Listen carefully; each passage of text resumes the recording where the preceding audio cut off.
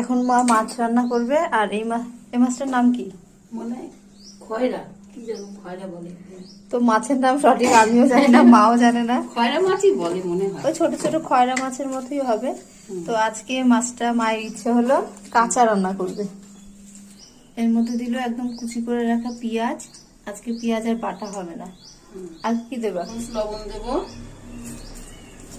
লবণ, তারপরে দেব হলুদ,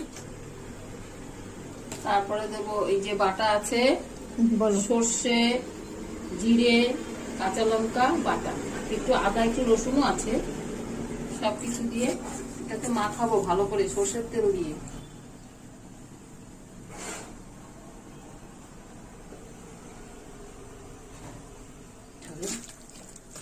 তেলেই টেস্ট হবে।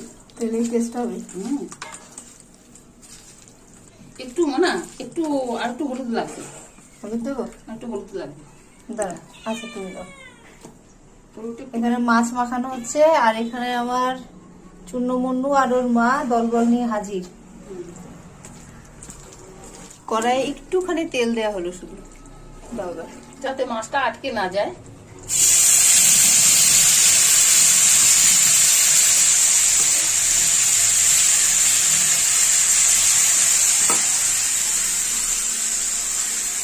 ধোয়া জলটা মশলাগুলো লেগে আছে না, সেগুলো দিয়ে দিই। তাহলে মাছটা দিয়ে দিলাম।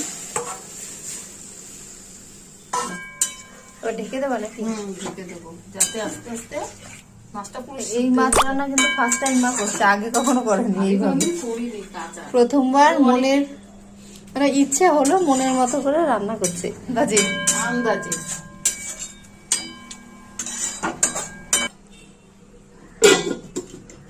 মাছটা টেনে গেছে, ভালো হয়েছে না? হ্যাঁ, তুমি এবার রেখে তো উঠাই দিই। হ্যাঁ হয়ে গেছে তো, হয়ে গেছে। বাস নামাও।